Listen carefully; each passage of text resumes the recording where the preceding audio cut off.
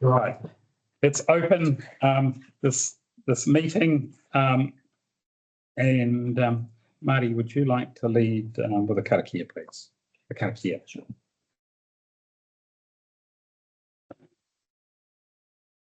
He making kia koutou katoa, a kotai mai tēnei wā tēnā koutou, karakia tātou. Mai te whai mau, mai te awa tonga, te awa raki, te hapori awhiai, whānau whānau, haere te toki, haere hui e, Kia ora, everyone. Thank you. Right. Do we have any apologies? Yeah. Councillor Williams. Councillor Williams. Got a full house otherwise for members of the committee. Do I have a mover for Councillor Williams? I'll move. Do I have a seconder? I'm not sure. It's Councillor Grace, I think, by a pen. All those in favour, please say aye. Aye. It's carried. Are there any conflicts of interest that need to be declared? All right. Yes. Okay. There are none. Public forum. There's no items on the public forum. I think we just proceed as per the agenda. I think we're just trying to confirm with Audit New Zealand whether they can attend for their item. So our first item of business is 5.1 on page 6, a confirmation of our minutes. And the first one being held the 15th of November. Can I have a mover, please? Steve, seconded. Mayor, Steve. All those in favour? Aye. Aye. Carried. Next item is the minutes held 13th. Your observations. The minutes, yes, Supplying the minutes. Yep. Chair, if I could observe that standing orders at the moment do not allow someone to chair a meeting from an online position. And I believe in this case, that meeting was chaired from yourself, with yourself being online. It's inconsistent with our standing orders, but be worthwhile just having the committee note that and perhaps note whether or not the committee's accepting the minutes with you chairing them. Happy to move. If we require a resolution, I'm happy to further endorse the minutes. They've already been passed by resolution. I just accept that. From my perspective, I think we've discussed this. It's a technical issue. I think it's something that Audit and Risk might need to note for the next triennium and an amendment to standing orders. I think everyone's learned from COVID experience that there are times when it is necessary to chair a meeting from an online seat. So we're probably an adjustment we need to make. Happy to second that. You happen to second it, so it's been moved. Mayor Ron, seconded Deputy Mayor Steve. Any further discussion? All those in favour, please say aye. Aye. It's carried. Public forum not required.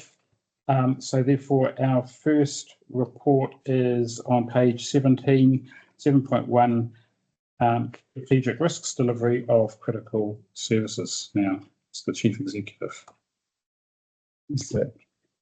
Good. So this was drafted by Johannes, who, as I mentioned, is just unavailable at the moment. So we've looked at a number of our critical risks, particularly the delivery of critical services, things like water services delivery, water, wastewater delivery. Happy to take some feedback. We've looked at the raw risk is measured, how the mitigations we have mitigated back to the report. Happy to take questions or comments, feedback on the report. Thank you. Questions and comments on the report? Go ahead. Thank you. I'm just, go ahead. I had a couple of comments. Yes, thank you. And I also had a question. So, in the discussion points, it talks about critical infrastructure and that 36% of our water assets are rated poor. I thought it's worth highlighting the fact that even though 36 are rated poor, we've got a fantastic level of water leakage in our network. So it really shows that even though on paper it looks like it's poor, it's actually performing quite well, which I think gives us confidence in an audit risk that we can be assured that the pipes are actually working quite well. Yeah. Thank you, Councillor. You're correct that we've got a good quality of service with the delivery of water. The risk for us to consider is infiltration, where pipes are of older age. The potential for infiltration from neighbouring land into the water supply system is the risk. That can either be through a broken pipe or a cracked pipe, or it can be through backflow, so where a water pipe goes onto a property and infiltration comes back from that property into the main reticulation system. So it is a risk, and that is the risk that we're trying to manage.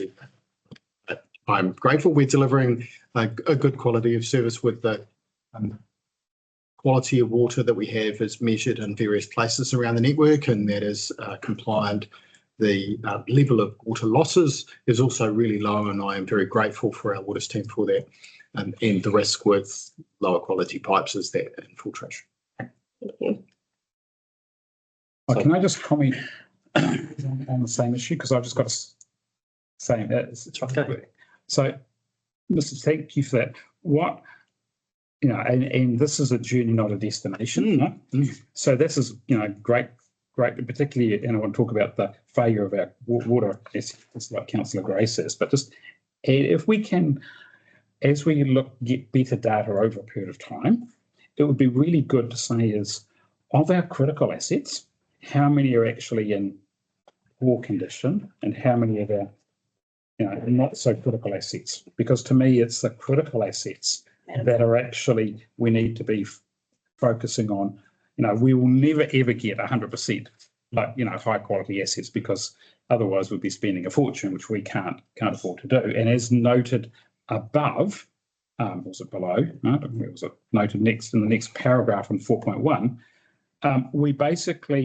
We have a high risk operating environment, right? So I think that's a really good point. But what I would be keen to understand in the future is, of the 30% that are poor, how many of those are actually critical? And of the 48 that are wastewater that are poor, how many are critical? Because to me, as if we lose a main, which is a critical asset, that's a really big drama. But if we lose, I'm sorry for the people in the street, if we lose a small main, only a small number of people are affected, and it's a relatively easy fix. So that to me is what I would be really keen to explore in the future. Thank you. Member Marty, thank you. Which comes back to my question. I wonder if the semantics aren't quite right. Talk about a third of the wastewater assets being poor, which means that they are at imminent risk of failure. Are we measuring the right thing for them? Because if they're at imminent risk, the risk associated with not delivering that critical service. So if they fail, but we can still deliver, then it's not a critical asset there. And my other question I had was around, you mentioned several times about limited by affordability, lack of funding, and so forth. So do we have any idea can we quantify that shortfall? So if you had, an unlimited pot, what would it take? And then how far off are we from that? Yeah, so great question. So if we look at the conversation we had around roading with our long-term plan, we looked at the number of renewals we were doing annually compared to what we should be doing with an asset that depreciates over fixed period of time. So if the asset has a 100-year life, you'd expect to replace 1% of that asset every year. If it's 50-year life, you'd expect to pay 2%. And I think of the roading situation, council decided that we were going to increase our renewals from 0.3% to 1%. And that was still below the threshold that we recommended the asset renewal occurred at, which was more a 2% rate. I think it was it 2 to 3? It might have been 3% rate. Actually, you're right. It was a 3% rate. So we're at 1% renewal on roading infrastructure network, and we should be at 3%. And if I look at our waters renewals, again, the issue is infiltration into the system leading to a degradation in quality. And we discussed that as part of our long-term plan and decided that council was more prepared to take that risk rather than invest in that risk. Now, as part of our water services delivery plan, we have looked at that, and there's been two areas where we've considered increased investment might be required. One was we cut back on the headworks project and the wastewater plant. So we suggested that was about a $12 million investment, and we cut back to about $6 million. So potentially there's $6 million in the wastewater and the headworks. And we believe there was probably about somewhere between a $10 and a $15 million, or we've suggested a $14 million additional gap between our renewals that are occurring within the water and wastewater networks and our current capital investment plan.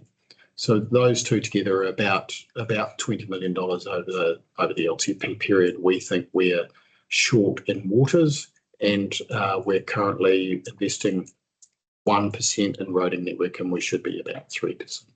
So we can quantify that. I haven't done more than that.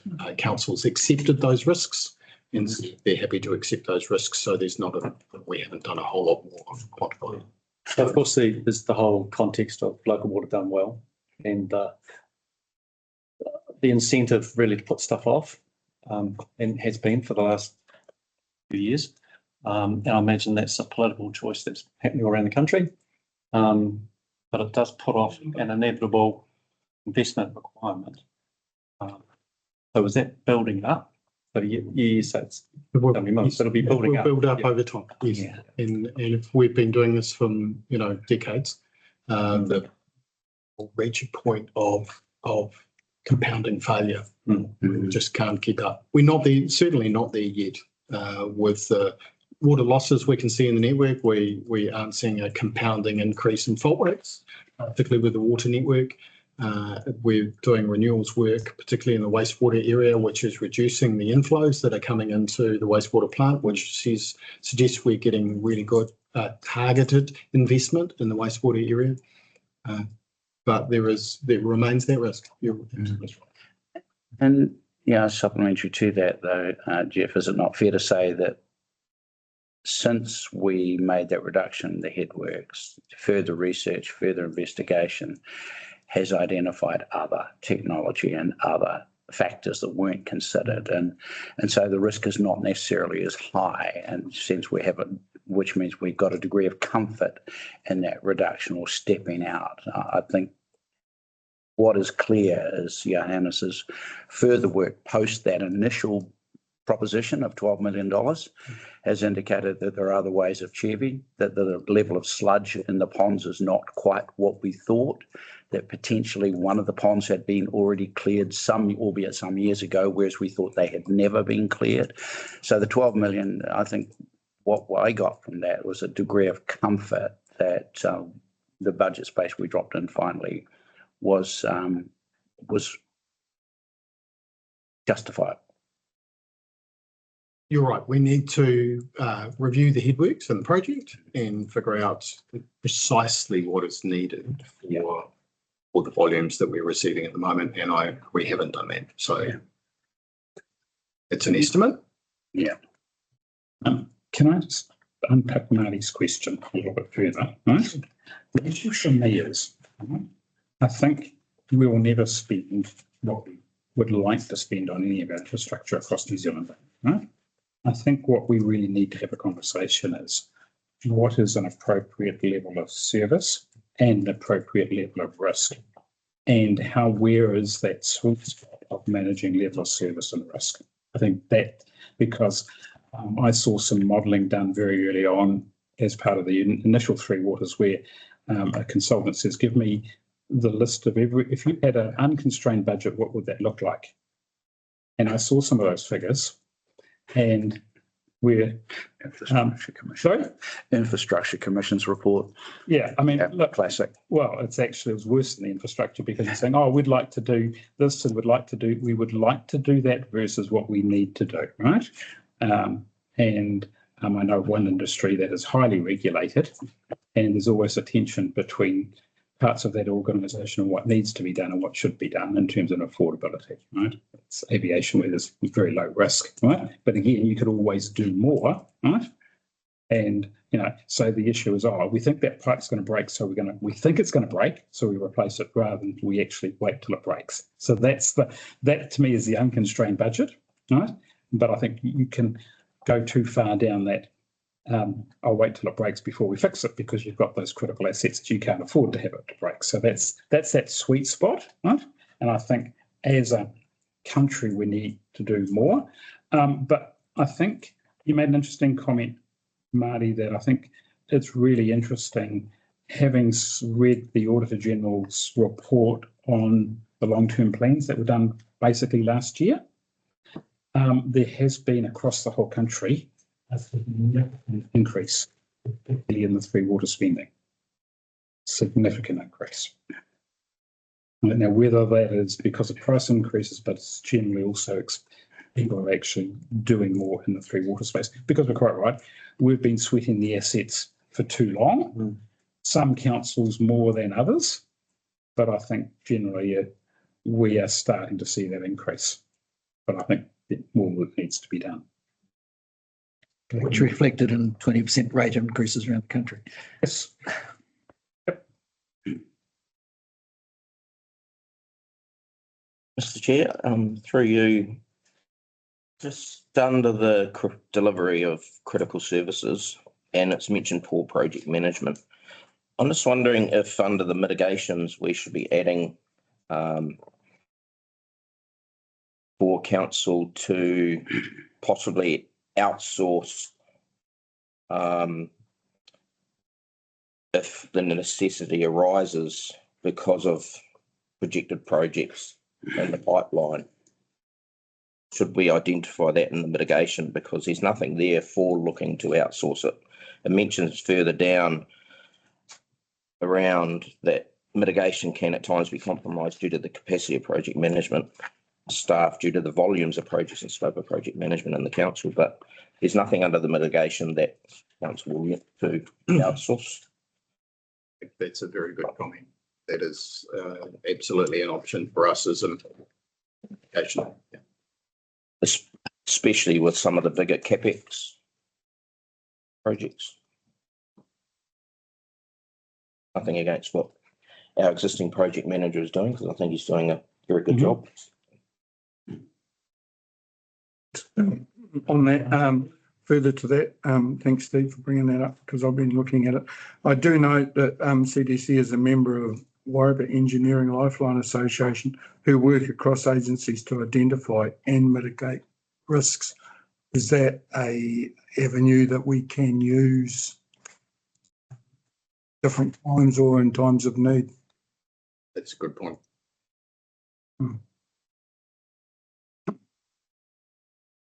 Any other questions? I did have one earlier, but Jeff's answered it for me. Oh, okay. Less words than I did. And about the 2%, and we're only spending 1%. That's ratepayers telling us they don't want to pay 3% or 2%. They want 1%. So they're accepting of the risk. Absolutely. And the level of service. And also, Joannis has always said to us, we want these three waters or whatever, we want to hand over the best possible asset, valued at the best possible, not down. Yep. I've got one other question, Mr. Chair, and this is a really good report, right? It's really great stuff. One of the things I'd be really keen to see as part of future reports, is we've got some mitigations in place, So our job is assurance. Mm. So maybe, and the one, done a little bit of reasonable amount of work in asset management plans in the previous lives. I wonder, we talk about having robust management. As an example, we're having robust management plans. Now, we've accepted the asset management plan as part of, it was reviewed by Audit as part of the LTP. So we've got some confidence on the asset management plan that it's providing sufficient information for the LTP. But in terms of having a robust management plan, right, one of my real concerns is that actually requires an investment by council. So one of my concerns is as we look at belt tightening across the sector, that some of that work actually might be cut back. So I want some assurance that how do we as a committee gain assurance that we've got good, robust asset management plans, right? And what's the journey? Now, for me, is like risk management, asset management plans are a journey. So what's our progression in terms of continuous improvement? Because I think having a good, robust asset management plan helps us deliver robust service delivery in the asset space. It's not a criticism, it's just the next, without actually overburdening staff. That's the last thing I want to do, right? Just as part of that, because I know that a lot of asset managers are actually doing it, right? But it's getting that assurance. That's a fair question. Don't know the answer. No, I'm not expecting you to Take that away as an action to just identify how we can give some assurance around asset management and plans and making sure that they are sufficiently robust and how they're reviewed. So we'll bring that back to council. That's brilliant. Thank you. To the committee. Anything further? Thank you. So we've got a recommendation on page 20 that we receive the report. Can I have a mover, please? Deputy Mayor Steve, seconder Councillor Grace. All those in favour, please say aye. Thank you. Next item, thank you, Mr. Chair. Oh, sorry. Can I draw your attention to 4.2? Do we need to do anything, say anything with respect to that? I've got two notes on 4.2. I've got a note around expanding out mitigations for project management to cover both outsourcing and the Wairarapa engineering lifelines, and also an action just around expanding for the Risk and Assurance Committee to understand how we come to the conclusion that we have robust asset management plans. That suits me. Okay. To keep the assurance on that. Thank you. Thank you, Jerry. Take your report as read. Highlights all further information you want to bring to the committee's attention. Tēnā koutou katoa, everybody. Like the previous report, this is building on the workshop conversations we had late last year about bringing you more robust and assuring reports. And so this is really great. This is the first report that does that review and gives you a summary or sort of having a high level oversight of what management and what the council is balancing by way of risk. So some of those are included in our risk register. So like the previous report around critical services, and then some are just emerging or maybe short term. They are not captured in that register. So this is the first report for you to review. So it does review the current risk register, as you'll see, and we've made some largely mitigation changes as we've reviewed them. With the one that we've changed the actual risk score in terms of our workforce in the last post-COVID. So there was a pretty rocky period workforce recruitment, particularly in the last few years. That's really settled down, and we don't think that that's a significant risk now. We've had consistently low staff vacancies, which is great, and at the risk or the expense of maybe the public sector, we've had some really high calibre applicants in the last 12 months or so for local government across many councils, but for us as well. So really happy with the level of applications that we are receiving. I think that's the only couple within the, as I say, in the emerging risk section is really just giving you that high level summary of what's on top at the moment. When obviously there's going to be smaller, more ground level risks that we are managing underneath those, but those are the big meaty ones that we're looking at the moment. Happy to take any question. Thank you. Any questions of Jerry? Thank you, Marty. Thanks, Jerry. Great report. Really clear and really useful. Thank you. Just one point, there are actually 3 significant risks, not 2, because the critical assets is third one. The critical risk in the previous. Previous report. So actually around the timing in terms of doing our report. Yeah, so we'll make that change as a result of the critical risk report. Thank you. The 5.5, working to increase the involvement of Māori representation in council decision making. Could you tell us what's planned? I think we're still, along with the post-settlement trust, working through how that looks across both Wairarapa and for us as Carterton. And we're, so we've, obviously you'll hear, which is great for risk insurances for Hunurangi, and around the council table, we've probably missed in the last wee while some representation. So we're really keen to be building and re-establishing and building on those relationships. So I know the governance is just working through some of that at the moment. I've got some questions on the table. We're going to go through that page or? Yeah, any high level questions? Yeah. I just had a high level one on the legislative changes as well. One was with regard to the changing from the government's for community wellbeings, and the government said that they want to remove them. From memory, the government said it's no longer compulsory, councils can decide. Is this signalling that our council will remove them, or that that's just a table going forward?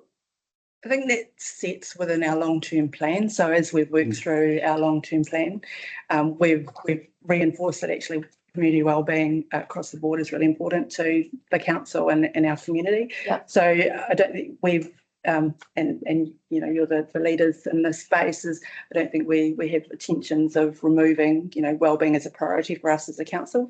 And although the legislative wording may be removed, so it has come in and out in the 6th government as well, you'll recall. So I think, you know, the stability of council, and it's been Carterton, you know, we're really close to our community on the ground, and we know that's important. So we haven't really moved regardless of the government's direction in that space. So thanks. And my second one was about the Treaty Principles Bill. The question where it says here, the applications for council are ensuring that we continue to meet obligations enshrined in the LGA to take appropriate account of the principles.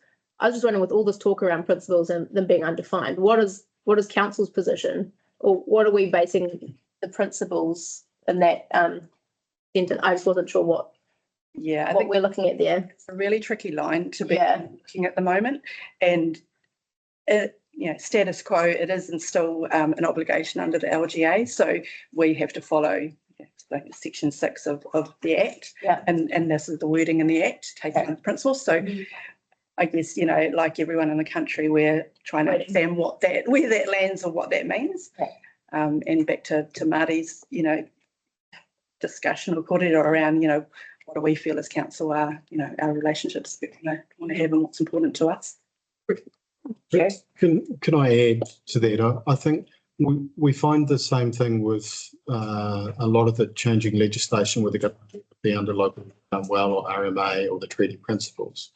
And we're currently dealing with legislation that has been enacted, and that's either through the Local Government Act or through the treaty settlements that have responsibilities for council to deliver under. And so we're delivering under those responsibilities, and that is that legislation that has been passed.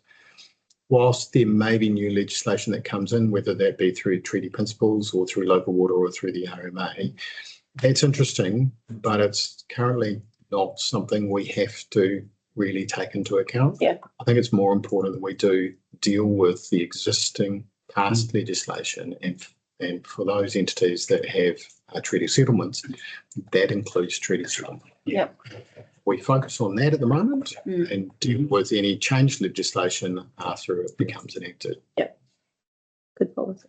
Yeah, and I just further endorse CE's comment. I think if we're looking at risk and making sure that we don't create risk for ourselves, the two documents, the two pieces of legislation, we can absolutely guarantee will never be changed by any government because they were both passed unanimously in the House by the previous government with the support of the current government, are the two treaty settlements. And therein lies our best guidance and those conversations that we're having with both PSGEs and both iwi are our best guide at this point in time. The rest of it, what comes will come and we pivot accordingly. But I think so long as we stay true to the two treaty settlements in the Wairarapa, we're on pretty solid ground and we minimise risk to ourselves. Can I, it's not a question, but it's a comment, right? Particularly about the legislative change, right? Yes. I mean, that's a big risk, right? And to me, it's the degree of uncertainty.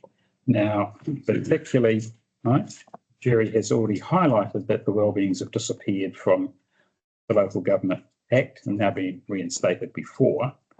I think the risk is, what is the legislation ultimately going to be? And we don't know.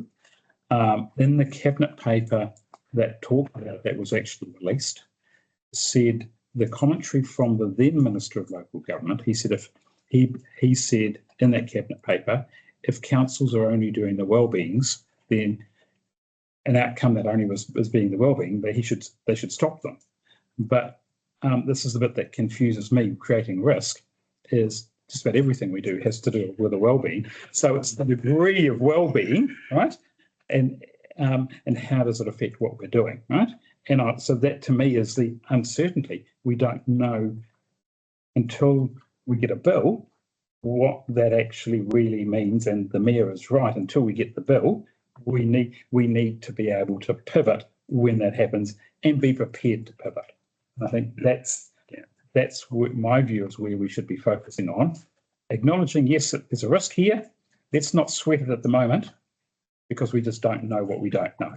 But agree it's and there are, if they were to be the Wellbeings were to be removed and prohibited, that causes all sorts of griefs, right?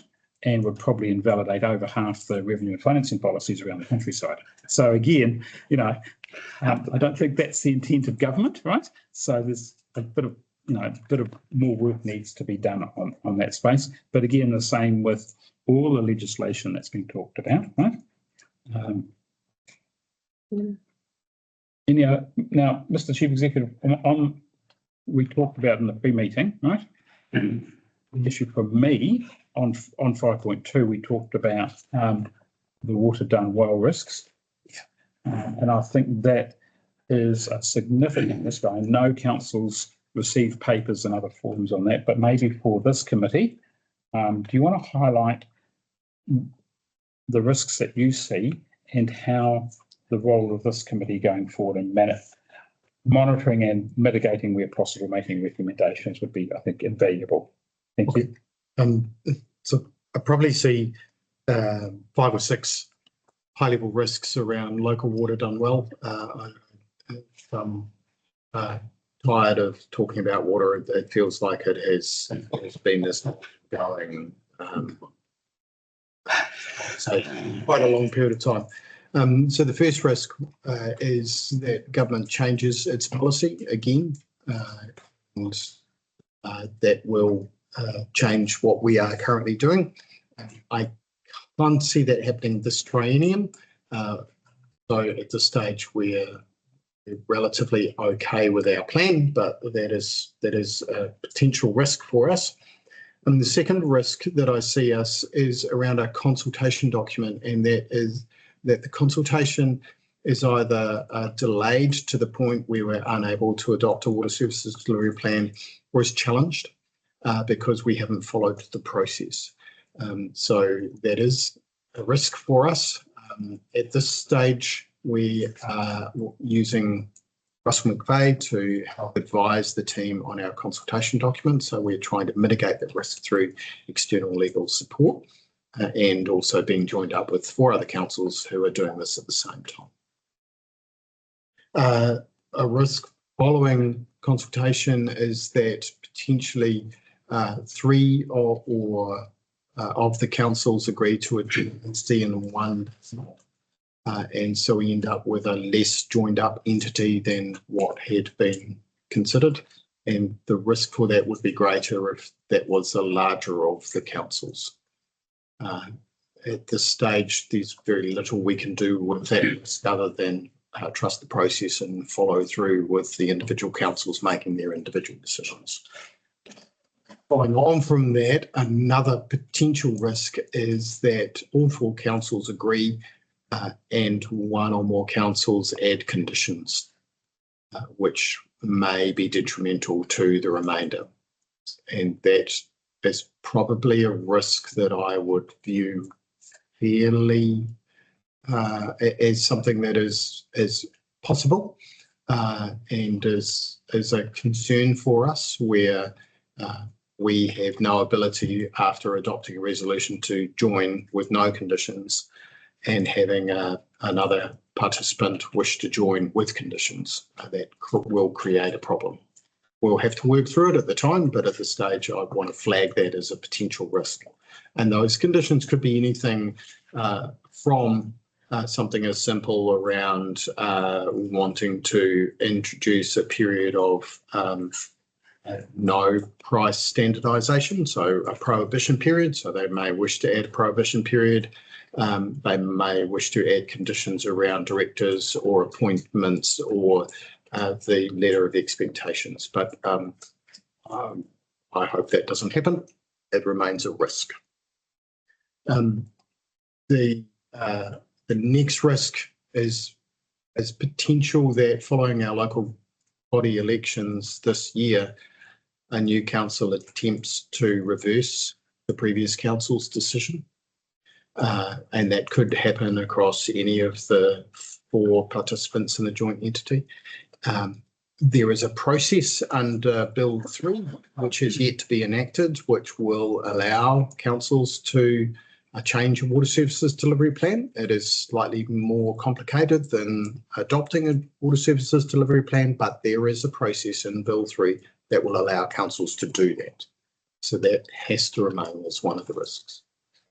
And finally, I'd like to identify that we are asking a lot of staff who are also doing their day jobs to add in this massive project that has been going on for a number of years. And the risk of staff burnout or exit has to be considered quite high. To help mitigate that risk, we have just going to market for a program director to try and relieve some of the pressure for the local water done well team. Program director, what would look after the process?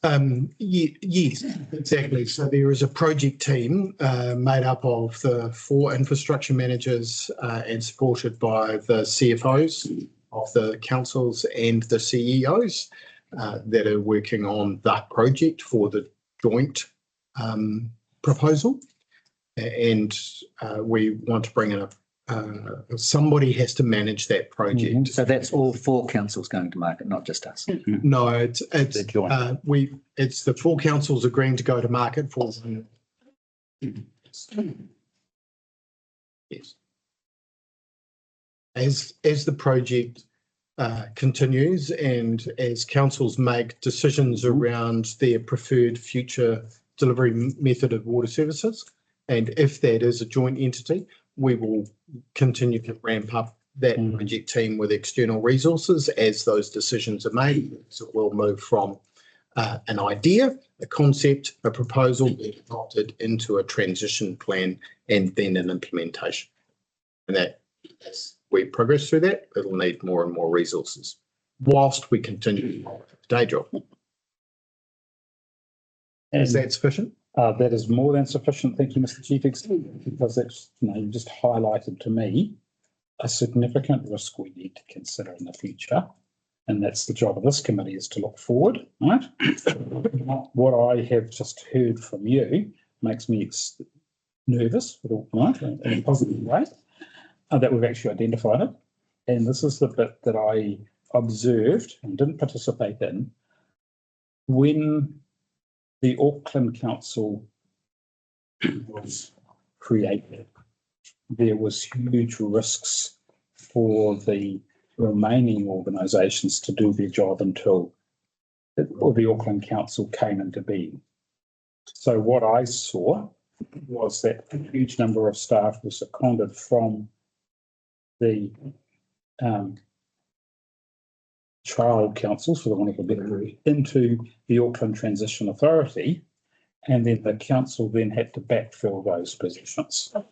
It's not quite to the same degree, but I see that as a major risk going forward, that there will be significant input required from existing staff into the new water services entity, whatever that is, until such time as it actually gets up and gets going, right? And I think all we can do is acknowledge it's a risk and start planning for how we mitigate that risk. But there's nothing we can do at the moment, except acknowledge it's going to be there, because this will happen in some form or another. And it's going to be quite expensive. Perhaps I could answer that. There is new regulation that is coming as part of Water Done Well, and that is regulation around drinking water standards, around wastewater discharges, around stormwater, and also economic regulation, which will look at investment, pricing and affordability. Historically, additional regulation from central government has only driven costs up. And I fully expect that the additional regulation that will happen in local water done well will also drive costs up.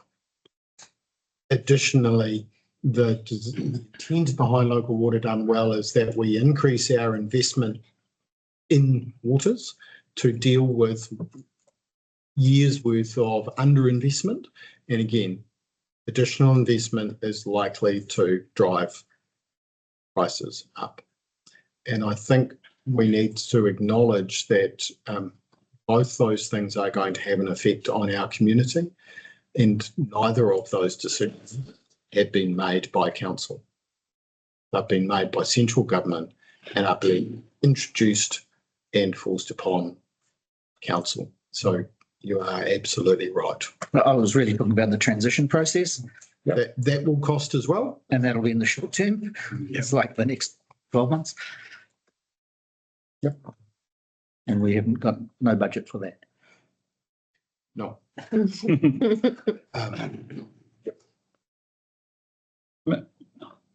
Grace? I had other questions with regards to the risk register Oh, as well. But if there's any other general ones, first I can go. I just wanted to, I've got one more on the local water done well risk, right? We've got to submit our water services plan by 3rd of September. So the risk is we don't achieve that deadline for reasons. But something that we won't hopefully have to face is what happens if that water services plan is rejected. Right? So at the moment it's a low risk because we're actually fully engaged, but if some of those events that you've talked about then trigger an uncompliant water services plan, where does that leave us? No. Thanks, Grace. And my question was, with a lot of the items on the risk register relate to our people in the council.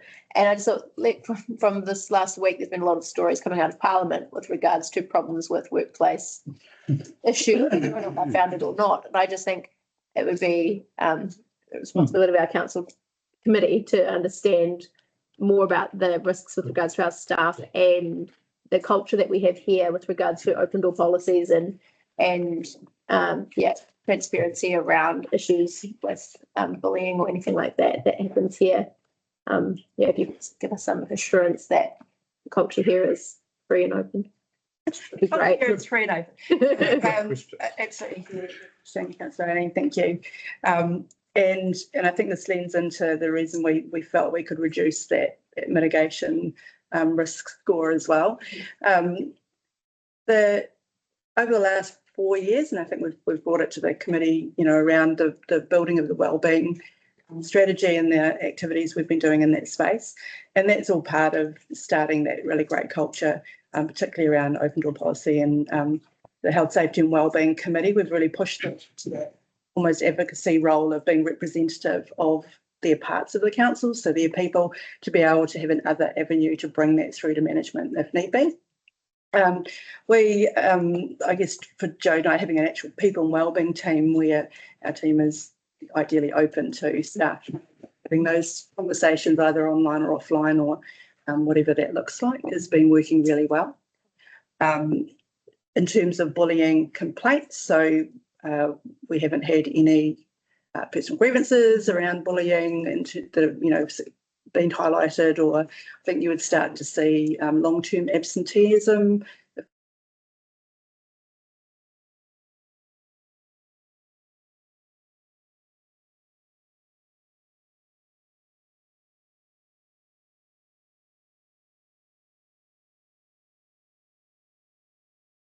Around, I know, Jodie cooks meals and delivers people, and so there's a real close care and whānau feeling from what, I guess, speaking of management, what we see. But we really try to put those leaders in our teams in those positions to be able to make sure that care is in place. And do we have surveys and anonymous sort of things where people are getting, the space to say, actually, this is bothering me, and they feel like they can hear it without publicly naming themselves? Sometimes people are very iffy about doing that. Yeah, absolutely. And we haven't had the staff satisfaction surveys in the past, more because it's coincided with a whole lot of work we've been doing. So we were developing the wellbeing strategy. We did a lot of really in-depth work with that. In the CE performance review, we had a staff survey as part of that review, anonymously, that came in. But it is something that we've talked to the PSA about as a union to look at this year, is to look at the staff, whether it's a satisfaction survey or an engagement survey, or what that looks like, the opportunity to voice any concerns, particularly anonymously, to be able to do that. And that's something going forward. Yeah. Awesome, thank you. Great question. Thanks, Councillor Grace, because this flows on from the 3 water risks, right? We're actually going to see more pressure put on the phone, right? And apparently, when I get pressure, I get grumpy. That's what my wife tells me. She knows when I'm stressed, I'm grumpy. And probably, that's, so we need to actually make sure that our people are safe, right?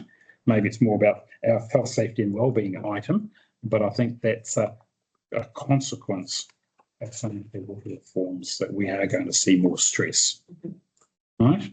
And it's how the organisation, and that's collectively, right, both management and governance, manage that, right? I think it's a really good question. Right? Any further questions or comments on this report? I see the report writer has popped up. Welcome, Johannes. Thank you for making yourself available with your family. Thank you. Thanks. Just a couple of questions, and first of all, on the number 4, the financial management, being reviewed. I like the shift from being prescriptive through to more outcome focused. So that's a nice shift. General question in line with what Philip, the previous report earlier. There's a bunch of mitigations in here. Are they all in place and operating well? How do you know that? And or is it still being? And the last question is around the regional adaptation plan under the climate change item. What's the status of that? If I can do the first one, so that would be a really good suggestion. Maybe as our top 5 critical risk review for next time might be the financial management and sustainability risk, that we could bring that back and do a deep dive review of those mitigations for the committee. So if we choose that as our next one to delve into each of those mitigations, just to make that we are doing those. And so secondly, what was your Climate change adaptation? climate change strategy is currently undergoing a refresh. Board chair allows me to ask for Glenda to provide us with an update on that. So we're open with engagement at the moment. It'll be closing next week. And we will be looking at getting all the engagement information, analysing the document. In that document here, and then we've had really good feedback across the whole community. Different pieces. So it's been really great. My question was about the regional adaptation plan, which is listed as being going to be done in 2024.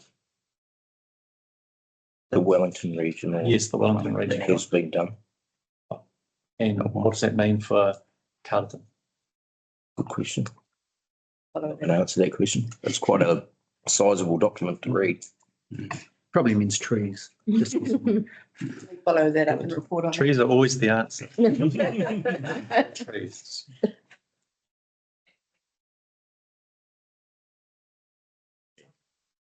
Okay. I think that was the intention of the refresh, was to incorporate the regional adaptation plan into the refresh of the climate change strategy. I can send you the summary if you want to have a read of it. Of the adaptation plan. Thank you. It's a summary. Yeah. I'll send it out to you. No problem. I just had a couple of questions, Jerry. Just under climate change while we're there, just around I noticed there's talk about wastewater and stormwater networks at risk against extreme weather events and inland flooding and inundation. But in the mitigation, we haven't mentioned anything about stormwater and open water courses. And I'm just wondering if something should be in there around mitigation measures for the open stormwater drains that council uses. Or So I, not being the scientist or the water person, would refer the question to Johanna. Yes, there could be a mitigation strategy to address that.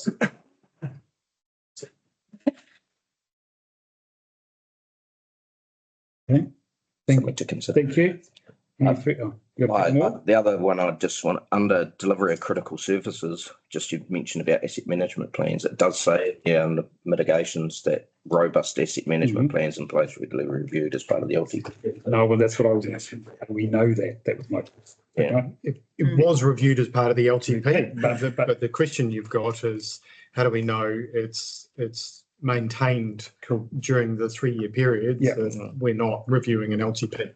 So Adding value. yeah, it's not less in action, and we will Okay. like that. Anything further? I got one for Johannes, right?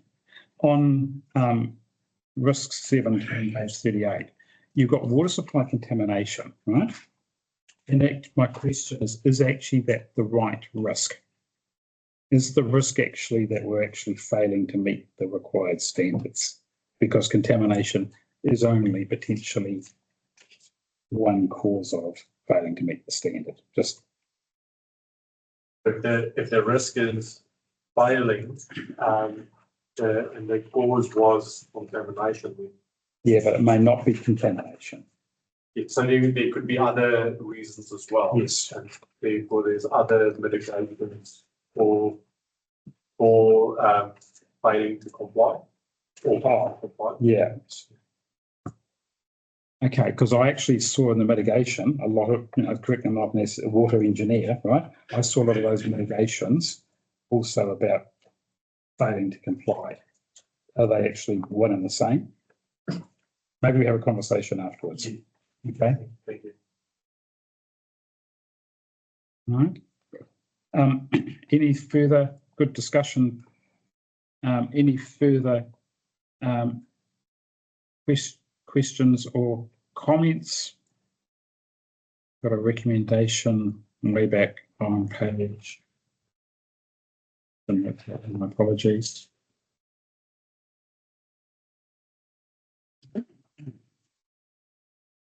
for. Thank you. So basically, the recommendation is to receive the report. We endorse the updates and we note the management's comments on emerging risks. They're probably adequate. Do I have a mover? Thank you, Member Marty. Do I have a seconder? I was going to say I'll second. All those in favour, please say aye. Any further comment? All those in favour, please say aye. Those against, carried. Thank you. Our next item is 11.3, page 44. Our Audit New Zealand letter, Mr. Chief Executive. Yeah, I'd just like the committee to know we've reached out to Audit New Zealand. Our audit director is unavailable to join us for this meeting, unfortunately. I'm happy to go through the report and take questions. I'd just like to highlight that there has been, so this report covers our annual report. We are still awaiting an update on our long-term plan. It was adopted by council before we adopted our annual. So we don't have a report like this on the long-term plan? Not yet. We're still waiting for it. Okay. I haven't even seen a draft. Just to be clear, is this the draft or the final report? It's referred to the recommendations. Final draft or? This is the final report. The recommendation should not have the redraft. Yep. Oh, okay, so it's the final one. Unless, of course, the committee want to recommend other changes, which then we'll have to send it back to audit, right? The recommendation should be that we receive the final. Yeah. So, sort of standard practice would be for it to come to the Risk Insurance Committee before it is finalised. Audit. I mean, given the timing of that, Yes, it's ridiculous, but is that a sensible practice? Generally, yes, but I think timing is against us. Otherwise, we'll be receiving the draft, approving the draft, and then we'll have to wait till May before we adopted the final. And of course, the annual report the auditors would have actually started their interim by then as well. So I think timing has gone against us. I've actually been involved in a couple of meetings with New Zealand over some of these comments. So that was the input on your behalf. I hope that is okay. Any questions? Yes, absolutely. Thank you, Councillor Robin. 1.1, page 53, the table, the recommendations. Just a couple of questions. And the very first one, financial reporting, quality assurance process. Has our process changed dramatically since the 2023 audit? And if it's not, then why would this now be an issue? No, our process hasn't changed. What does change is audit have areas of focus that they pick up during each audit, and they change year upon year. And in some years, the focus will be an area that we've picked up previously and that we have dealing with. In this instance, we had audit decided an area of focus was the road smoothness testing. And the road smoothness testing is calculated by, interestingly, a measure of the number of vehicles that go over that particular road. And the requirement was that we measured the number of vehicles that go over our roads every 2 years in order to meet the performance requirement, which doesn't necessarily improve the standard of the road by measuring the road. So these things change as audits focus changes over time, and they do rotate. We had road smoothness and climate change were two of the focus areas this year. And sometimes that does leave us a little bit flat-footed into our measurement of the metric. Okay. Then my second question is the next recommendation on the Castle Rock investment. I presume that we have reported that in 2023 the same way we reported it in 2024. Do we know why it wasn't an issue in 23 but it is now an issue in 24? Or is that crystal ball? I can't speak for Audit as to why they didn't identify the issue in 2023. I can say, following our adoption of the annual report, the investment committee met and considered Castle Rock investment in detail, both with Ericsson's and with management. And the main issue with the Castle Rock valuation investment is the timing of Castle Rock's audit is out of sync with the timing of council's audit. And so Castle Rock investment is audited and their audit does come up with an unmodified, unqualified opinion. However, that is more than 6 months before our audit or when our audit is completed, and so our auditors are unable to use or rely on that report because in their view it's out of date. Sadly, this appears to be a bit of a time loop that happens every year with this investment. However, noting the previous audit reports from Castle Rock have not shown any modification or qualification or issues on the valuation of that investment. So we're going to work with Audit New Zealand and Castle Rock to try and find a happy middle ground for everyone on that valuation. Then in addition to the audit of that investment, there is a question of the value of that investment, and we need to put some additional work into ensuring council is happy with the valuation that the fund manager comes up with investment, and we will do that for this fiscal year. Thank you. Such a shame Audit New Zealand couldn't be available, so we couldn't ask them the question why it wasn't an issue in 23 and not 24. Thank you. Ron? Oh, yeah, I think it's just useful to the chair of the investment committee might even like to make a comment. I think what was useful was the discussion. I fully get why Audit New Zealand have raised the questions as they have, but I think that we had a helpful discussion in the investment committee, and the investment committee believes that it's an acceptable risk to continue to carry. We will probably, for Carterton, will probably be mentioned in dispatches on this investment for as long as we retain it. The proof as to the value of the investment will be seen over the next few years, and the committee will be accountable to the ratepayers if we're wrong. And I think some of us are quite comfortable with that position at this stage. Particularly in terms of where the economy has been and the particular nature of the investments within this fund. They're all heavily exposed to the New Zealand economy. And I can tell you from personal experience, it hasn't been that flash for a little while.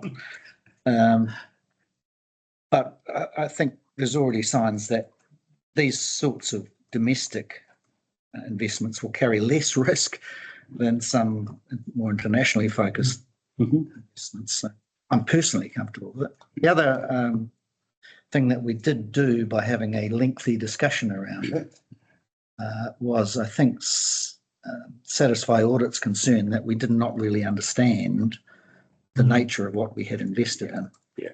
I think they would now, because of the minutes of the last investment committee, they would now have some assurance that we've actually considered what the limited partnership actually means, exactly what our exposure to any eventuality in Castle Rock actually is. And yeah, if I just add, I think that is a fair criticism. Understanding that nature of that investment, it shares in a partnership. which is unusual, and we fully understand the level of materiality for Carterton District Council, given the size of our budget and our investments, but the committee was comfortable to continue in that space and to get a smack on the wrist next year. That is the decision. Yep. But, Thank you. You got nothing further? No, it's been, The mayor's stolen your thunder? yeah, he mentioned the materiality of the. Yeah. Look, I'll make a comment.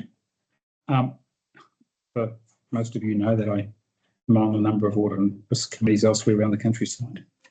The last 12 months in terms of audit has been the most difficult. The standard has gone from here to here without any formal acknowledgement. And I'll give you two examples that are actually quoted in here that I was actually disappointed that there was no formal, and I'm having this up with audit, and they say, oh, we run seminars, and if you don't come to our seminars, well, that's too bad. And I'm going, well, hold on. If we've got something else on and you announce in you having a seminar at March and our staff already at a council meeting, don't blame us if you don't communicate in an appropriate way. So the issue that I have observed is that, for example, they expect now staff to formally critique expert advice and debate it and formally advise audit that they are in agreement with it. Yeah, okay. So a lay person criticising expert. No. This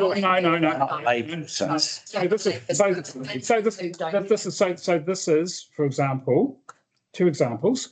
We got some advice from PwC about how to treat Castle Rock, which was actually quite different from what audit were recommending. Audit criticised us for not actually formally challenging PwC,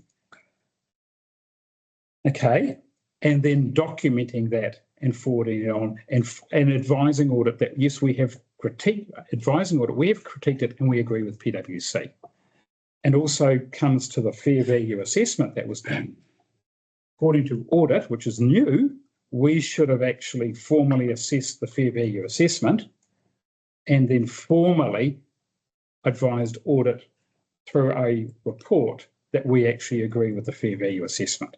That's the level of where the auditing standards have moved to. So it becomes to this high degree of assurance that unless it's written down, we don't believe you. well, maybe put it the other way. There is no evidence that There's no evidence that you put due diligence over the top of it. And if there's no evidence, how can Audit New Zealand accept it? That's the other way of putting it. But traditionally, it was actually done verbally. Whereas now they're actually looking for that written assurance. And can I just add one more thing? The other issue that I'm having, and you didn't have it this year, was over revaluations. Right? That auditors are actually now demanding precise valuations. Now, Johannes will hopefully support me on this, that valuations are actually driven by an estimate of the useful life and the estimate of the replacement cost. Both are actually subject to quite a degree of variation because until you replace it, you don't know when you're going to replace it. Until you replace it, you don't know the exact cost. What they're actually saying is the valuer needs to be providing within plus or minus 5%, but knowing that the variables driving that valuation can be each individually plus or minus 25%. So there's some further work happening in the sector on that, but that's where the auditing and accounting standards are going. So this is why it's been difficult for everybody across the sector as part of this annual report process and LTP process. Mr. Chief Executive, if you want to say something. Yeah, so just on that staff challenging expert, practically speaking, that would see my finance team challenging a registered valuer on the evaluation. and it would see them challenging a certified engineer. And that's a really difficult thing to ask for from a very small council, but also from somebody who's not got any experience in asset valuation or engineering. So the standards that we're being asked to achieve are pretty high. In addition to that, there is something called by external reporting standards, and at the moment we are classified under external reporting standards as a public benefit entity, Tier 1. So Tier 1 starts at $30 million worth of revenue, and we have $2 million worth of revenue, so we are just captured in Tier 1. Other Tier 1 entities are Auckland Council. So we are treated exactly the same as Auckland when it comes to our external report. Which is the reality. I do note, Mr. Chairman, page 57, they're very clear in the assessed management's assessment of appropriate, we're talking valuations. They're comfortable with the indication of material difference between the carrying value and the value of land and buildings. And I saw that repeatedly through where they actually endorsed the Carterton District Council's methodology for valuing. It's just that it seems that we are caught up in a transition nationwide around auditing standards and criteria, and we're a small council that feels that you feels that acutely. Mayor Ron, you've summed it up very nicely. Yeah, No? No? Marty. What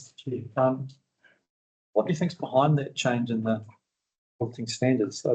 Yep, I have spoken, right? So my view, I've actually spoken to I refer to him as a colleague, who actually sits on audit and risk committees way bigger than me. It's actually driven by the markets. The financial markets are requiring a high auditing standard. So therefore, because as the chief executive says, we are a Tier 1 council, we are now hooked into that higher auditing and accounting standard. But we're a public benefit entity. Accounting and auditing standards are apply the same. That's tiers, Tier 1, 2 and 3 in terms of PVE, and they're designed to take into account scale of the public benefit entity. Yeah. And unfortunately, we're now Tier 1, which is the most stringent level of reporting. Yeah. Comprehensive level of reporting. Yeah, and that, correct me if I'm wrong, Mr. Chief Executive, that tier system came in 2006 approximately. It hasn't, the threshold hasn't been updated since 2006. That was going to be my question. In your experience, is there any opportunity in the foreseeable future, the fact that it's 2006 and we're now 2025, so 19 years, $30 million was sort of substantially different to what it is now, whether you wouldn't anticipate that level benchmark being altered to accommodate reality? The XRB, or the external reporting, is a separate entity from Audit New Zealand and the Office of the Auditor General, and they make their own decisions. So it would be up to them to change, and I'm not confident that change process would be speedy. Can I also, because of my roles, I've been sort of on a bit of a crusade on this very issue. I've been talking to other professionals. I was talking to a professional yesterday who was on the XRB so basically the XRB is made up of technical people from predominantly the Big Four, plus 3 practitioners. So therein lies the problem. Okay, so the XRB is dominated by technical people, and the practitioners have only got at best a 3 out of 7 vote on any issue. It's a bit like road safety management, isn't it? I couldn't confirm or deny that. So that's, and look, I understand, but I agree. I don't know where, right, what the answer is to this one, but I think it's significant for the sector and only going to get worse. Member Marty? Back to our report. There's a table on page 9, 1.2, which doesn't add up, but I believe it does. Yeah. I think that through the appendix, there's been a huge number of previous recommendations that have closed. So congratulations to the finance team, staff and management. It's a huge result to go from something 15 to 8, 7 or something. Really good. No, thank you for pointing that out.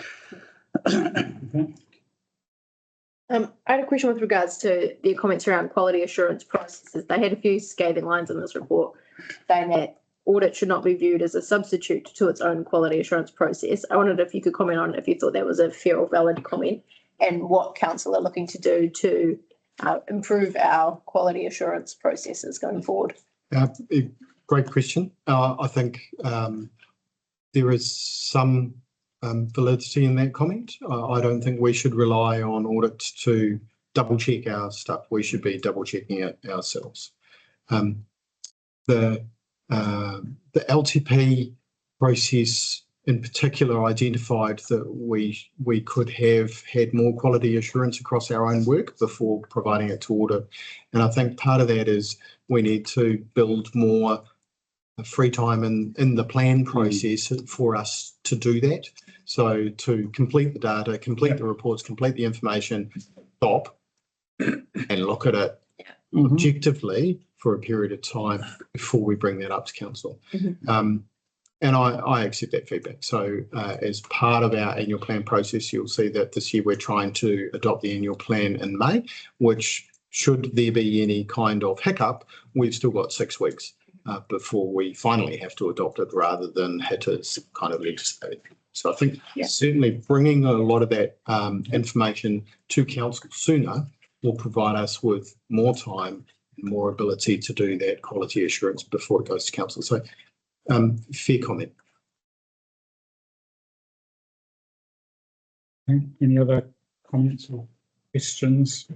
Thank you. So we've got a recommendation on page 45, which I think needs to be amended. I think we received the audit and management letter for the annual report, the 24 annual report. Do I have a mover? Move Mayor Ron. Do I have a seconder? Also, thank you. Deputy Mayor Steve. All those in favour, please say aye. Aye.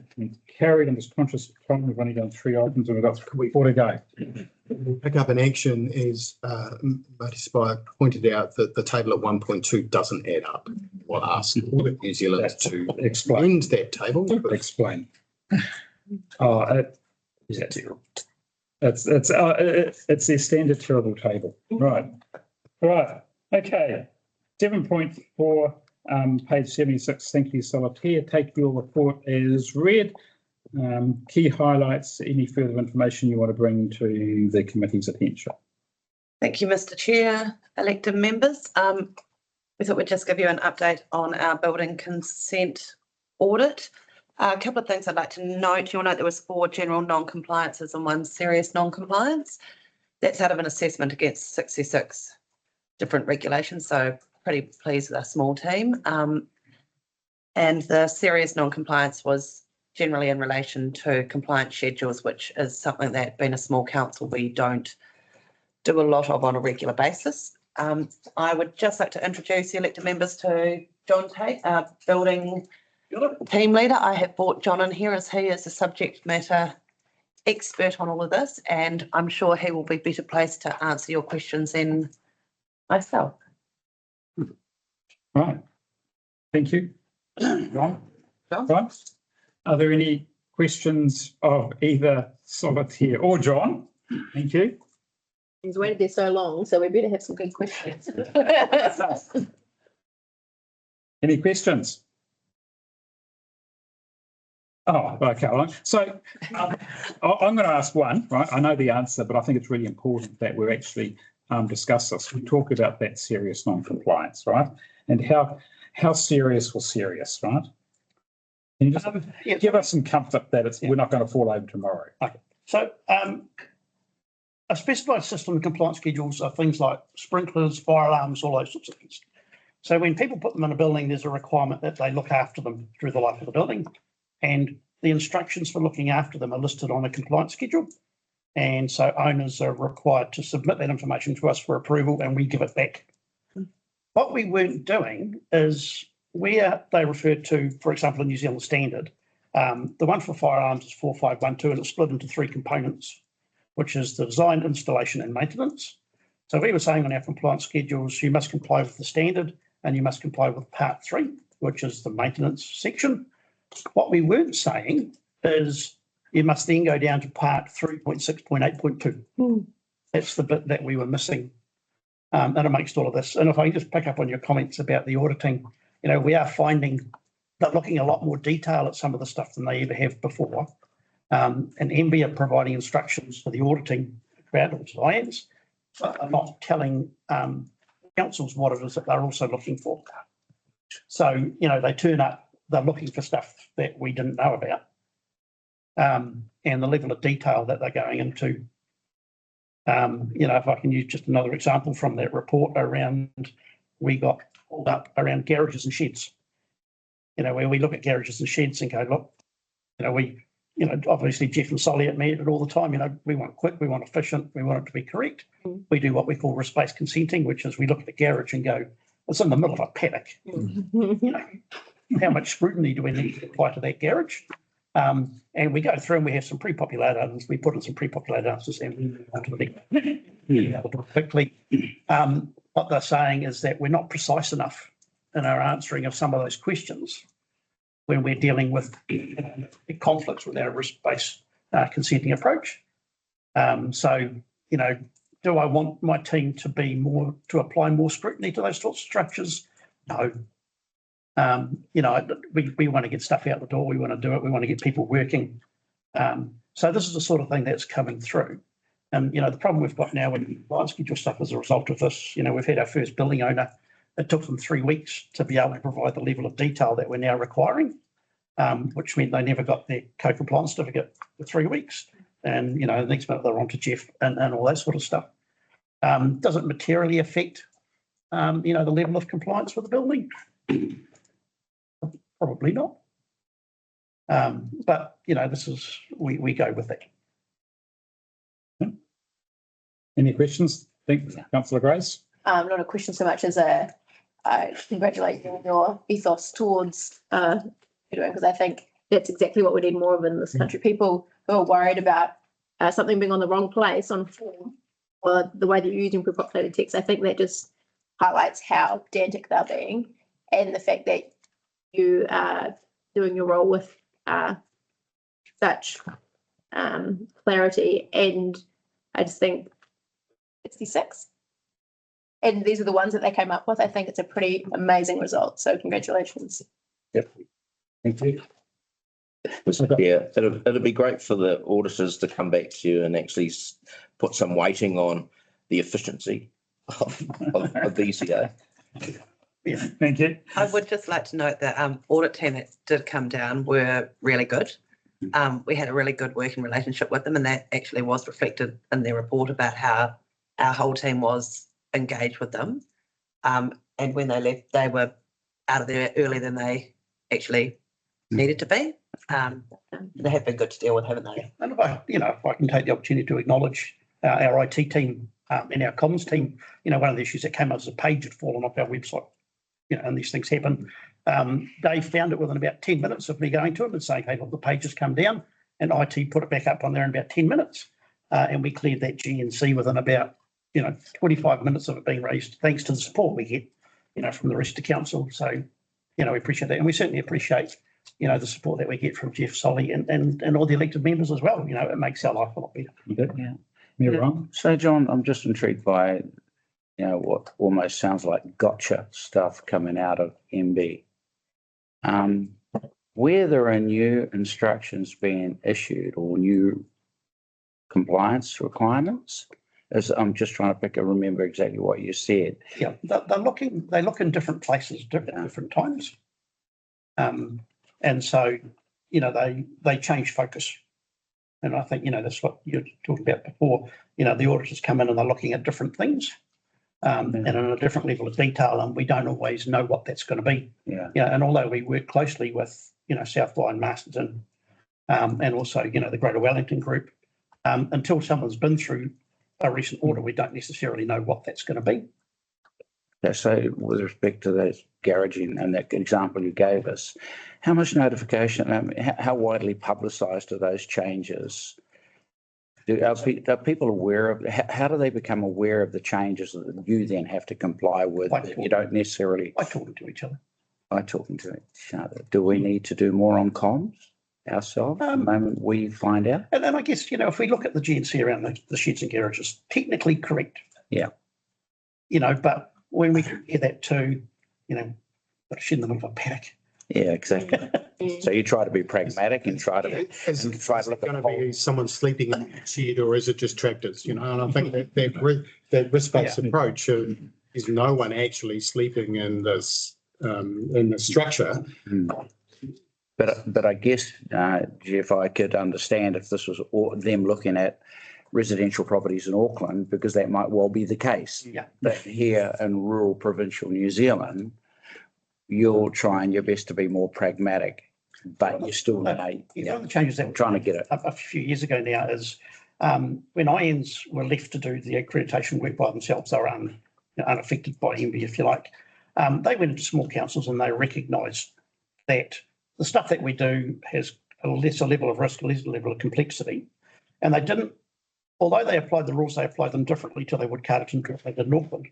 So if you think, for example, compliance schedules, we do 2 a year at the moment. So the level of scrutiny that they would do at Auckland going through their compliance schedules was different to what they did for us. Yeah.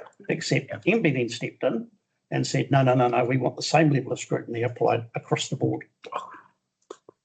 But the trouble, like we're clearing our GNCs, we're struggling to get the evidence because we don't get the work in the door. There's one to take up. Any further questions or comments? No, just thank you. Thank you. I've actually just got a highlight to the committee, right? Paragraph 5.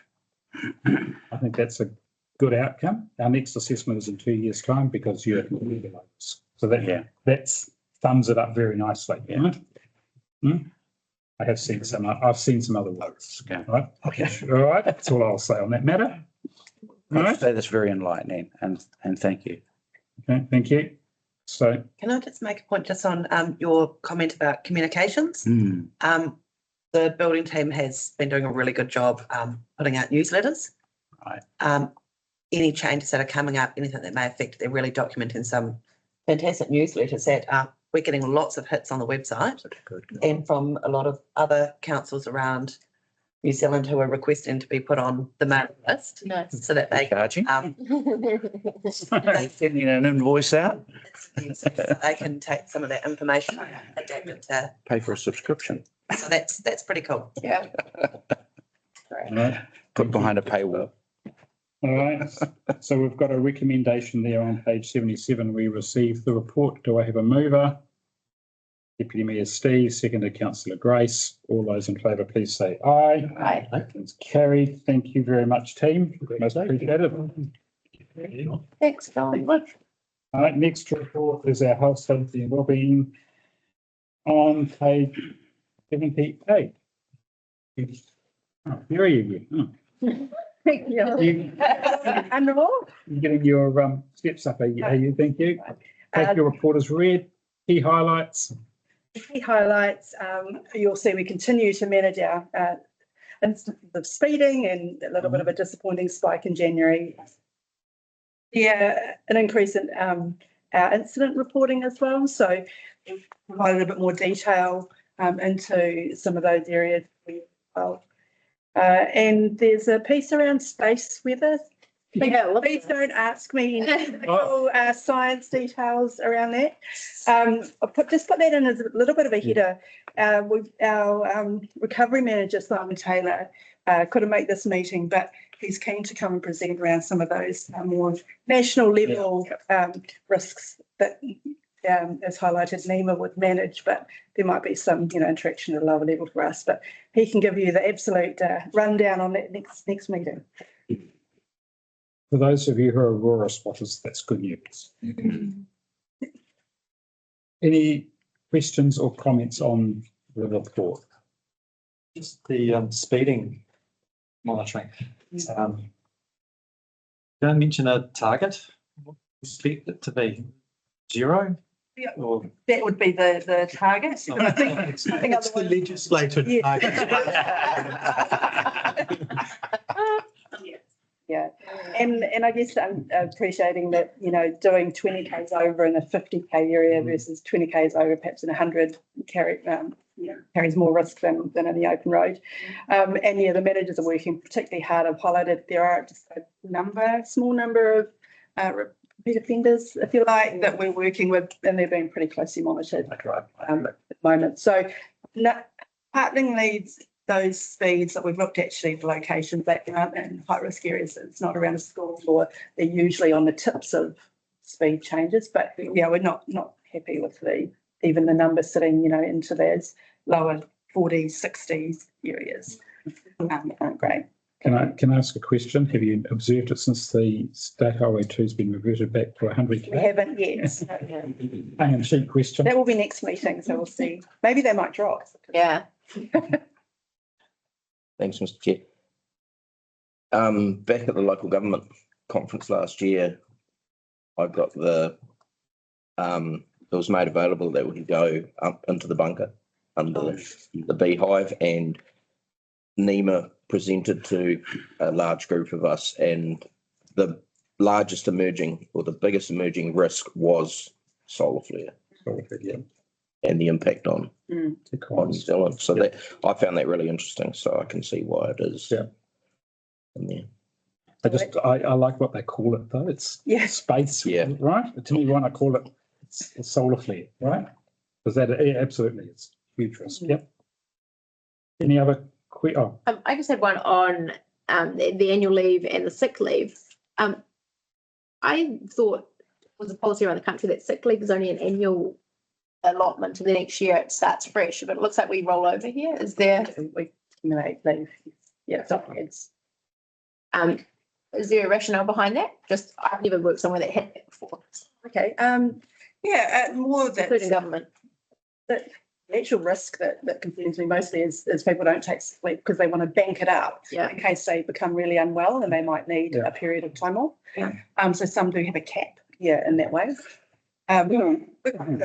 When we moved to the policy that we used a time ago, that the actual biggest or most concern was around those people that had high sick leave, and they said, but I've sacrificed, I've come to work and I've been unwell because I wanted to make sure I had enough leave. So that's the whole purpose of of having the sick leave, is when you need it, you take it and you're not here and you're not performing. So ultimately they're not, you might be here, but you might not be performing. Obviously you can be. So we do, in some places they do offer sick leave banks where people can donate their excess sick leave to others that might need it. But that comes with some issues. But in terms of our recruiting and retaining our team, it's really important to understand that at times some of our team do get really sick and need long-term leave, whether that's been something that requires hospitalisation or is just a long COVID, for example. So, and we do find, I can speak freely and say we do find it difficult to recruit really good quality staff. We have a fantastic team. And when one of them leaves, it's really hard to replace them. And so we think, being flexible in areas like sick leave really helps us attract the right people. Can I just make a comment? Look, I mean, I've worked in a few organisations, and my current employer, myself, right, I've got unlimited sick leave. That comes at a cost. The issue, though, is that, look, I hear you about, working organisations that you've got 20 days a year and you don't use it, you lose it. That actually creates a risk because people do actually, oh, if I'm going to lose it, I might as well take it, right? And then when the person, and I've had 2 hip replacements, right? That's a 6-week recovery, right? So unless you've got a good policy, people may say, oh, I'll just put my hip replacement off until I retire, which actually is no good for the organisation because you're in pain and you're grumpy and you're not performing. So sick leave is a real balance, right? It's, you know, but there's risks with, you know, having it unlimited or cap, and there's also risks of use it or lose it approach. It's, you know, and I think, you know, hopefully management have actually got the balance right. I think back to your earlier discussion was around a lot of this policy depends on that peer policing almost. So if people are taking advantage of the policy or they're not genuinely sick, it's actually their work colleagues that are having to pick up that extra work or suffering or so. And we're really confident that our teams are really close enough that they wouldn't do that to each other, if you like. You know, they actually have that responsibility to the work and to the rest. I ask because I know that there has been some corporations now that have no balance at all, and they think that that can be a better way to run it, because rather than accumulating this number that you're like, oh, it's growing, it's just if you're sick, take time off. And then some have said they find that people don't take sickies. It's more when they need it or when their kids are sick or whatever, they use it again. I'm just wondering if management is all about that, or that's the premise of this policy. So that's okay. So it is just that you can take sick leave. It's not a it's managed. Yeah, we don't use the word unlimited. Yeah, you know, it's flexible. Sick leave policy and it's managed. You know that it's used appropriately. And you can identify abuse. Yeah. So, Every Friday. Fridays, Monday. Yeah, and with the annual leave, I just had a question around the 11% having 2 years. Was it? Yeah, 2 years leave. Do you pay that out when it gets to a certain threshold? Do you give them no? The legislation allows staff to cash in 1 week of annual leave per annum. But we don't by default pay it out. It's got to be requested by the individual. The reason is we really want them to take the rest in relaxation. We need them to refresh and take leave. And just following on that question, right? Holiday pay, outstanding leave, right? To me is that does pose a significant risk for council, where you've got people who don't take their leave from both health, safety, and wellbeing that they're actually, but also from a financial payout sort of. And it goes on the balance sheet, but also from a risks based, that you become so dependent on that person you can't do without them because they're there all the time, right? And that also creates internal control risks as well. So I'd be really keen in future reports, Mr. Chief Executive, do you actually have any, large overdue, less, up to 2 years, right? I wouldn't call that large, where you've got 3 to 5 years worth of leave. That to me is really concerning, and how you manage it.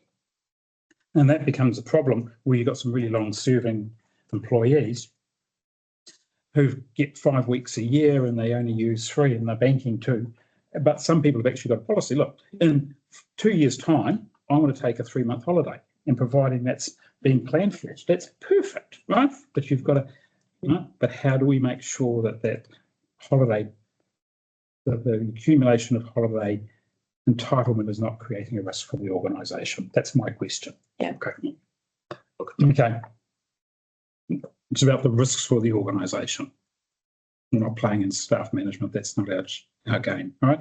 Any other questions on the health, safety and wellbeing report? I sort of digressed a little bit in terms of our risks before, but that was all good. Particularly around our local done well. No further questions. We've got a recommendation to receive the report. Can I have a mover, please? Mayor on, seconder. Thanks, Marty. All those in favour, please say aye. Aye. Carried. Next item, page 98, our Treasury Report. Thanks, Jerry. Excuse me. So this is me. This is you. Oh, okay, right. Fortunately, Natasha is sick and she's been in and out of A&E. So, Okay. Natasha and I wrote this report. Well, Natasha wrote the report. So I'm happy to take questions. At the moment, we are currently compliant with our Treasury portfolio and the pools of risk that we have within our interest rate bucket. Interest rates are continuing to come down, which is good for those of us who borrow. Not so good for those who invest, but certainly good for those of us who borrow. Okay. Questions?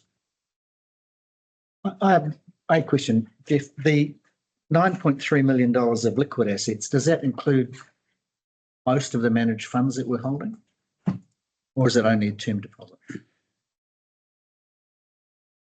It's just that some of those are available effectively, not the Castle Rock, but the others. I don't think it includes. I will need to check. I don't believe it includes the investment. Okay. I think the liquid asset is liquid, more to do with cash and term deposits. I will check that. Thank you. Just curious, it's a matter of judgment. Okay. Thanks, Marty. You had a question? Yep, thank you. How is our current Treasury position and forecast position distorted by expectations around local water done well changes? It hasn't. We haven't changed anything that we initially Three Waters reform came out and it looked like it was going to happen very quickly. We had debt that had a shorter time period on our debt. We changed that, I can't remember, over 2 years ago, back to a normal debt position. So we're not doing anything different because Three Waters is going to happen. We're continuing with our investment. We're taking out debt where we don't have sufficient depreciation reserves to cover the renewal. So that will be funded via loan, and that loan will be funded over a period of 25 years, as we normally do with Waters assets. Just bringing no change there. And it was just on that, the transition to the water service in the end, that there hasn't really been. Has that been how LGFA going to manage that? Yeah, so there's a couple of things with debt. There's gross debt, which is the total amount of borrowing that we have, internal and external. And then there is a number we refer to as net debt, which is that total borrowing less financial contributions that we have through the RMA and less depreciation reserves. And that's the number that will transfer to the water services entity. Right. Now, the debt that we have, particularly the external debt, is with local government funding agency. If the entity that council eventually decides to transfer to as a joint water services CCO, that will be able to borrow through LGFA. So I'm expecting a transfer of debt rather than a repayment of debt and a new drawdown. So I expect that debt will just transfer to the water services entity. Yep. Including the internal debt and the swaps. The swaps may be slightly problematic if you've got a large portfolio of debt. Or, yes, and a counterparty risk, because often the swaps, so the interest rate swaps, aren't with LGFA, they will be with an Australian-based trading bank, so an ANZ or a BNZ, and we will have to get agreement to transfer those from a different counterparty. There needs to be an arrangement. Anyway, right, further down the track. All right, no further discussion on our Treasury report. We've got 2 recommendations there that we received the report, and we note that we are compliant within the Treasury limits. Do I have a mover? I'll move. Do I have a seconder? Deputy Mayor Steve, all those in favour, please say aye. No further items in open. Can I have a mover that we move to public excluded? Member Marthy, seconded. Thank you, Councillor Grace. All those in favour, please say aye. Carried. For wanting to give me the nod.